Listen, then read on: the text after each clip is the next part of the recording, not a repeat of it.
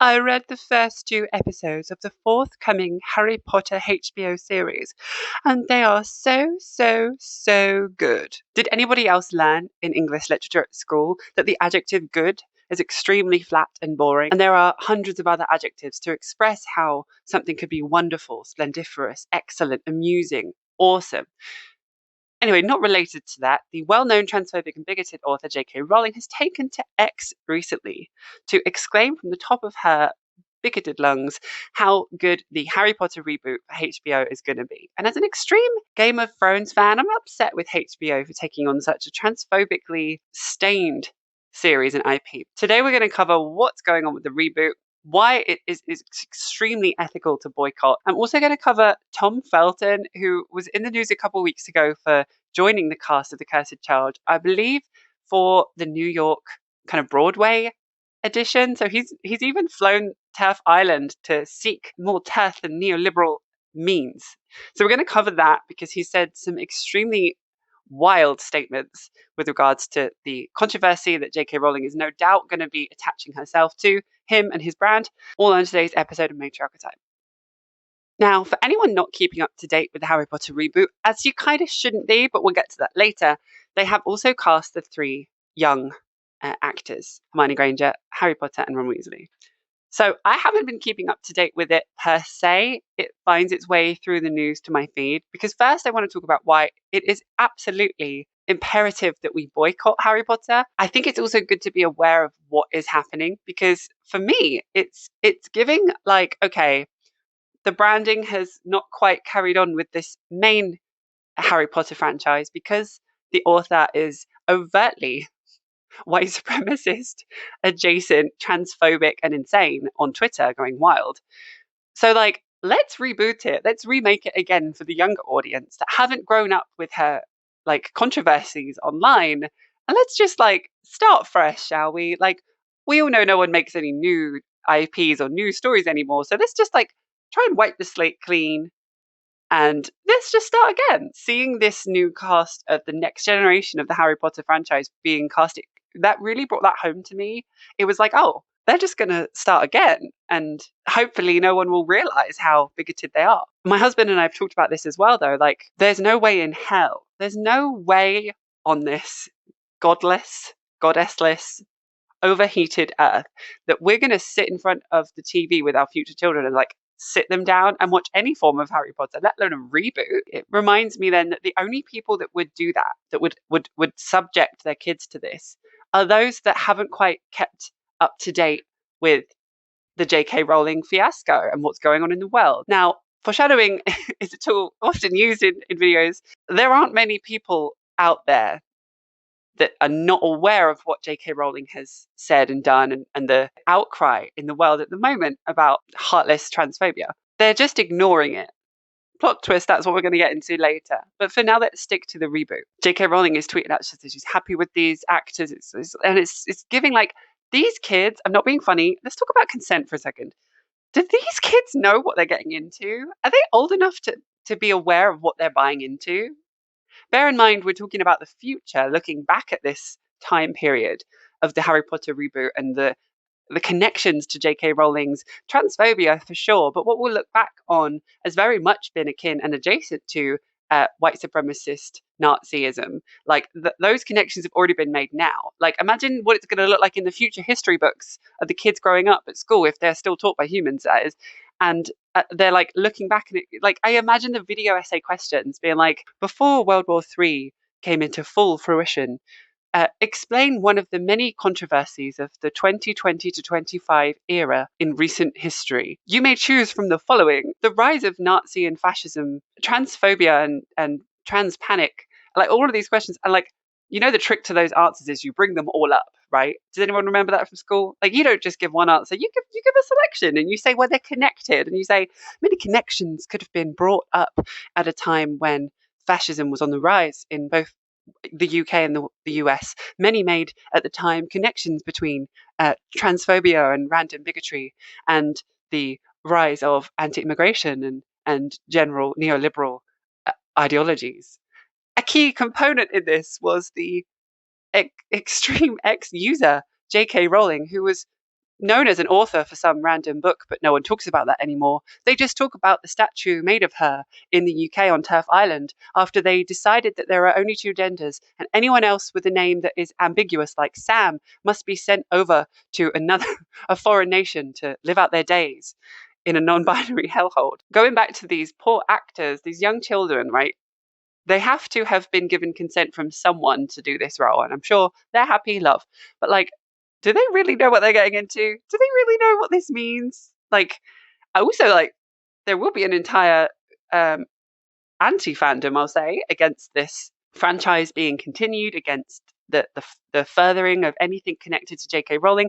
These poor kids aren't going to know what's going on. They're just going to be like, "Mom, I got an acting role of like some kind of character that I think was quite big back when you were a kid." Anyway, I think it's very unfair that these kids are being dragged into it, right? What's more unethical to me are the various adults in the world that are aware of everything that has happened and that has gone down and are still connecting themselves to the brand. Why are y'all doing this? Money, obviously, which is sad. I wonder if everyone was on universal income, there would be no bigotry because there'd be no money in it. Anyway, that's another thought for another day. According to GB News, a terrible excuse for news, J.K. Rowling delivers a huge update on Harry Potter TV series as she shares honest verdict on the remake. The controversy surrounding J.K. Rowling's gender-critical views continues to cast a shadow over the production. Boo! Oh, don't be a bigot then. HBO chairman and CEO Casey Blows has addressed the controversy surrounding Rowling's views, stating that the network's priority remains what's on screen. That's just kind of ignoring the fact that she's extremely problematic, which even again, think about it from a business perspective, that's not even good either.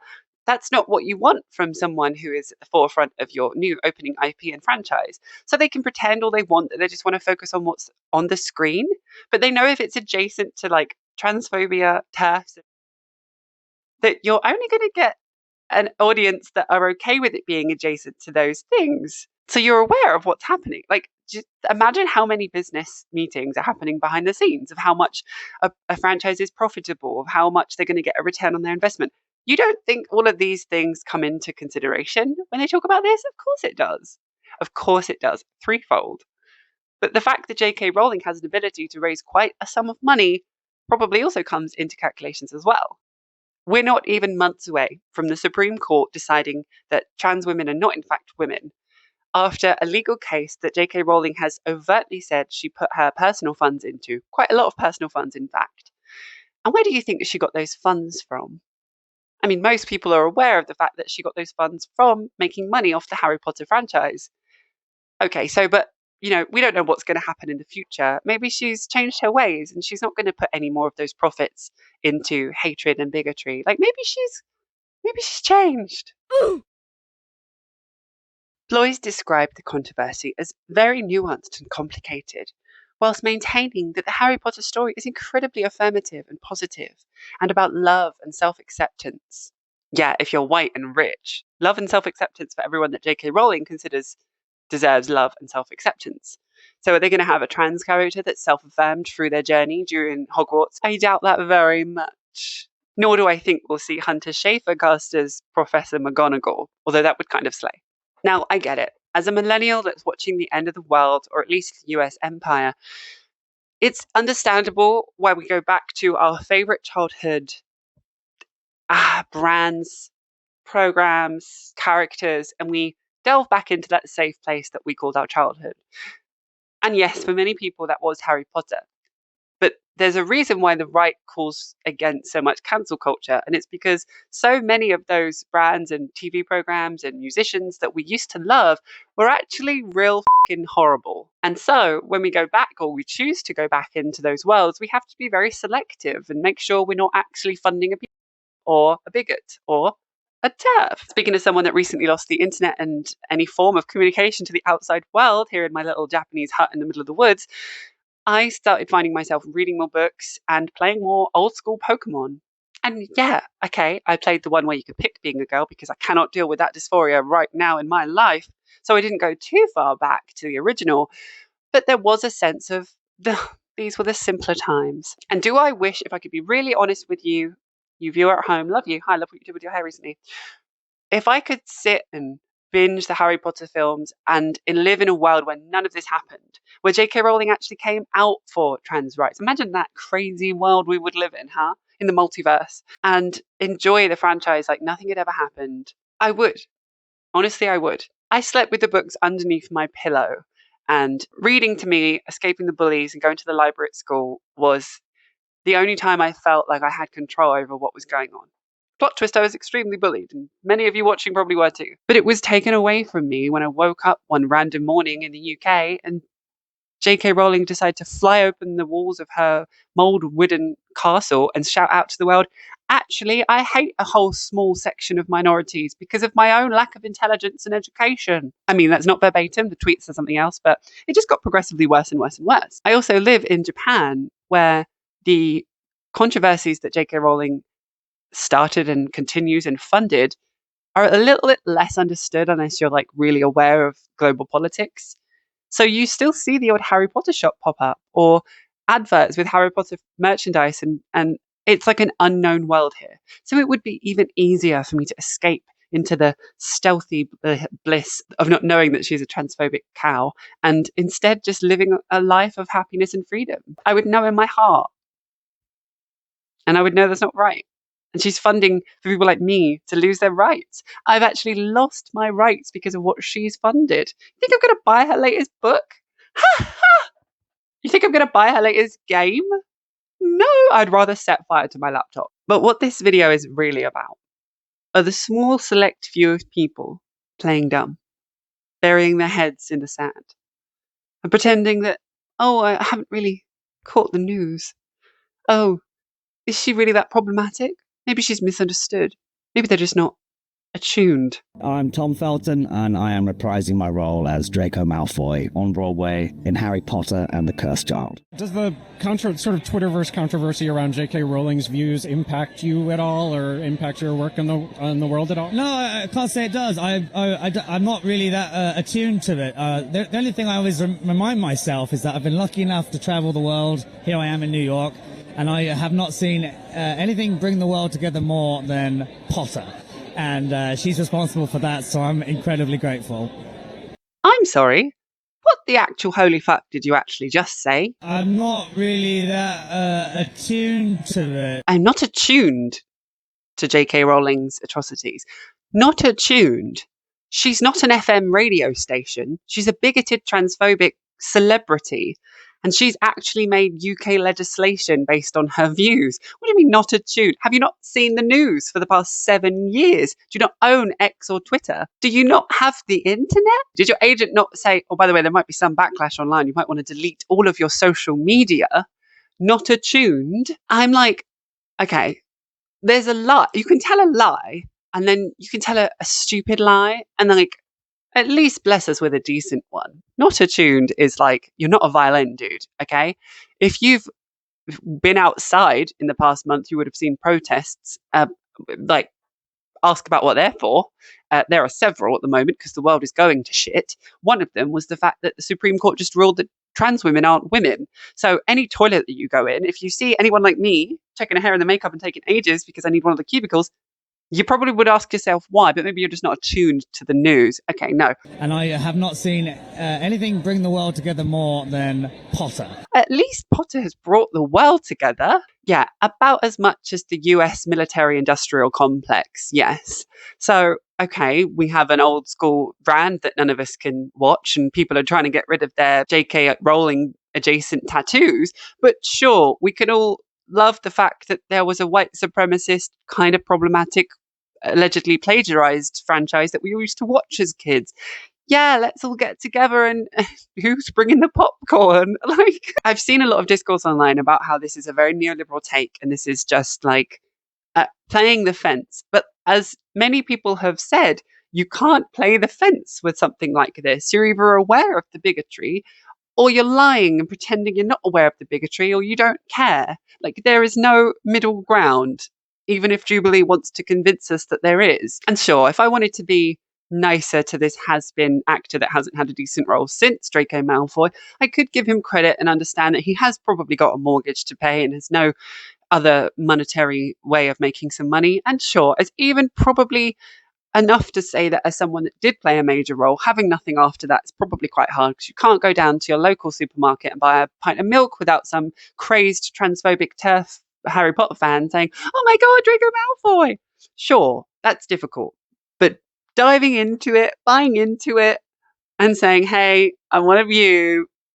I don't really care about the trans people, as long as I'm getting paid." All right, who are you, Blair White?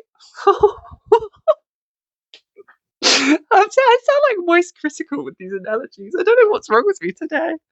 Oh yes, fascism. That's what's wrong with the world and what's making me crazy, and the heat as well. Very much a pinch me kind of situation. I keep thinking I'm dreaming. So I let go of that character 16 years ago. Did you, Tom? Did you really let go of him? Yeah. And now getting a chance to step back in his shoes as a father, this time in a new story. I get to meet Draco as an adult, which is very exciting. Tom, is it true that when you put that blonde wig on again for the first time in a long time, you actually got a little emotional? You promised they wouldn't say anything about this, so it's true. The blonde hair came back on, and I immediately started crying for some reason. But yeah, maybe they were tears acknowledging the fact that you are adjacent to a turf, bigoted asshole. And now forever you will be understood in history as someone that wasn't attuned to that. All in all, I don't think it's the hottest take in the world to explain that we should be boycotting the Harry Potter reboot. And like I did with the Harry Potter Legacy game, I would also go as far as to say we should shame people still playing it. Anyone that is hypocritical enough to understand the plight of trans people right now and to understand that our rights are being taken away across the world and yet still fund it. Any direct payment towards any of that franchise, still funding it. Anything short of reminding people to boycott it and bigging up the IP and saying we should watch it and promoting it is still funding it. Anyone doing both are hypocrites and they should be shamed for such. At least have some dignity and wear it on your chest and say, yes, I'm a transphobe and I'm a bigot and I don't care about people. I'm going to watch some Harry Potter on my Saturday afternoon. Yeah, good for you. All right. At least we know how to class you. At least we know where you'll be in history. It's those middle liner, sitting on the fence liberals, neoliberals, and centralists that are playing us for fools. That's the only way I can feel. Like, don't spit in my face and say it's dry outside. Like, I don't know what to say. I just made that hell up, but it kind of worked. And you can't have it both ways. You can't say, okay, yeah, I'm gonna fund this anti-trans and bigoted ideology, but I don't mean any harm. I'm just doing my job. No, I'm calling BS. Tom Felton, now you're an asshole. Like, you're just an asshole. Like, I'm sorry. I don't know, man. The rise of fascism. It's not even rising. It's like fully at boiling point. Like, what the hell? Something that's always really stuck with me as well, not to put words or negative views in someone's mouth, but remember the time before J.K. Rowling first tweeted what she did and started this entire legacy of transphobia. I don't think anyone had any inkling that she was that way inclined. Sure, there were critics of the book and the series of it being quite neoliberal and white supremacist in nature and problematic with its naming conventions, sure. But no one knew quite to what extent she was that bigoted. And I always keep that with me in the sense that we don't know quite yet what she's capable of. She could only be at 10% of her bigoted power. Who knows what she's going to tweet next week? Who knows? She's honestly a bottle of wine away from some other wild ass statement. I honestly think that deep down in my heart. And quite frankly, it is the trait that once transphobes get their way and transgenderism is out of their line of sight, that they move on to something else. All of her somewhat progressive views on gay people allowing human rights. Who knew? I wonder how much that's going to deplete when that's what the right chooses to attack next, after trans people are just completely thrown to the side and they've got no rights left. I wonder how she'll really truly feel about gay marriage. I wonder. And I keep that with me every day. Make sure I remember that. Unfortunately, some of our childhood heroes weren't quite good people. And as millennials and Gen Z and kind of anyone in the world, we're all acclimatizing to that. But one thing we can ensure to do is stay attuned to what's going on. The minute we stop doing that, they win, don't they? They get away with it. Who knows? We could be funding some random war in the Middle East. We don't even realize it with the taxes we're paying. Oh, there's so many. There's so many. But hey, at least when we vote, we live in a democracy, so we can vote for someone that we want to do the right thing. Yeah, that's fine. That's happening. Anyway, I'm still a bit crazy from my lack of internet. I don't know if you can tell, but at least I think I got my audio working, so I don't sound like I'm living in a jar. Anyway, I'm going to go before I completely lose my marbles. If you haven't already, please comment down below with your opinions on this. Let me know your thoughts, like anything at all. Tell me what you ate for breakfast. It really helps out the video, and I can see a huge difference between videos that people engage with and ones that they don't. You can see on my channel, some peak over 10,000 views and some stay under the 1,000. So please do engage. It really helps me out. I would love my channel to get a bit bigger. No worries if not. I honestly have about 1 million messages I haven't replied to because the emotional investment of replying or typing anything right now is quite hard. So I completely get you. If you can, please do. If you haven't already and you watch a few of my episodes, consider subscribing. It's going to be kind of the same kind of vibe from now on. I kind of keep up to date with these things so you don't have to. And yeah, if you really love the channel, if you really want to support, I do have a Patreon. Please do check that out. You can join for quite cheap and you get like a whole bunch of extra stuff. You'll get the backlog of my like previous stuff, a lot of taken offline because it's not relevant and stuff. You get like into the hundreds of episodes, I imagine, tens at least. So please do consider checking that out. And I love you all very much. Take care of yourselves. Boycott the Harry Potter reboot. Tell your friends to do the same. Don't give J.K. Rowling any more money because she's a naughty woman and she'll do bad things with it. Have a safe week. Love you all very much and take care of yourselves. Bye.